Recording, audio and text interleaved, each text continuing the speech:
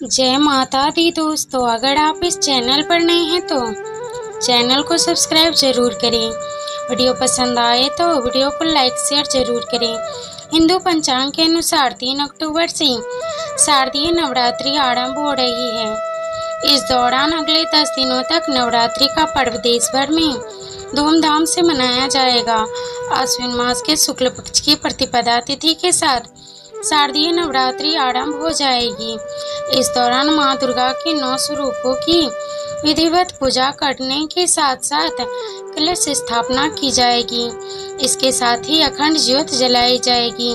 कलश स्थापना में भूलकर भी ना करें ये गलती, नाराज हो जाती है मां दुर्गा। धार्मिक ग्रंथों के अनुसार घट स्थापना या कलश स्थापना मां दुर्गा के 9 दिवसीय पूजा उत्सव के आरंभ का प्रतीक है। शास्त्रों में नवरात्रि के आरंभ में घट स्थापना और कलश स्थापना के स्पष्ट नियम बताए गए हैं, क्योंकि यह देवी शक्ति का आवाहन है। इसीलिए घट स्थापना कलश स्थापना में गलती मां दुर्गा को नाराज कर सकती है और इससे उनका प्रकोप झेलना पड़ सकता है। इसीलिए कलश स्थापना में इन नियमों का ध्यान रखना चाहिए। शुक्ल पक्ष की प्रतिपदा तिथि का पहला 1/3 भाग सर्वाधिक शुभ माना गया है, इसलिए कलश स्थापना इस समय ही कर लेनी चाहिए। यदि किसी कारणवश पहले 1/3 भाग में कलश स्थापना न हो सके तो अभिजीत मुहूर्त में कलश स्थापना कर लेनी चाहिए। नवरात्रि घट स्थापना चित्रा नक्षत्र और वैधृति योग में टालना चाहिए।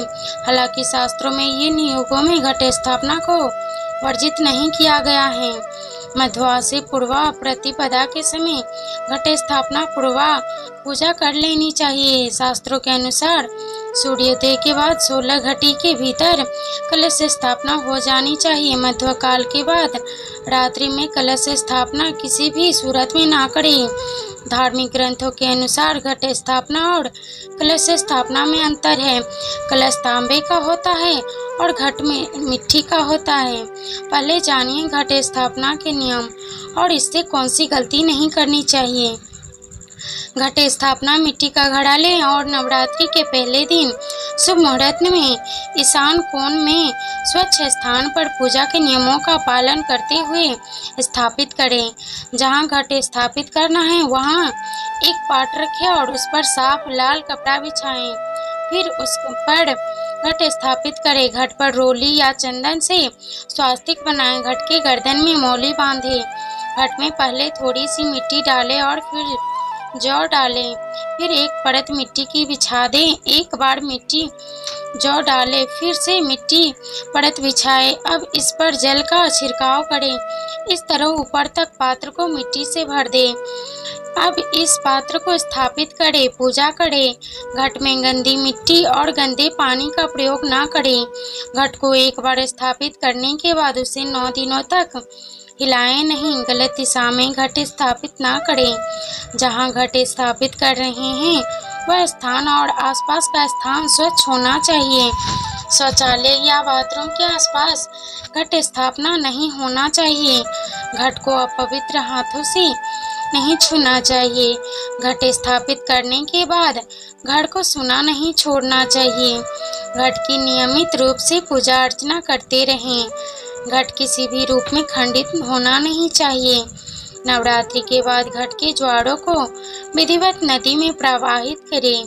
तांबे के कलश को जल से भरें और उसके ऊपर भाग पर रौली बांधकर उसे उस मिट्टी के पात्र अर्थात घट पर रखें। अब कलश के ऊपर पत्ते रखें। पत्तों के बीच में मौली बांधा हुआ नारियल लाल कपड़ा लपेट कर रखें। अब कलश की पूजा करें। फल, मिठाई, प्रसाद आदि कलश के आसपास रखें। इसके बाद गणेश वंदना करें और फिर देवी का आवाहन करें। देवी देवताओं की प्रार्थना कर उनका आवाहन करें।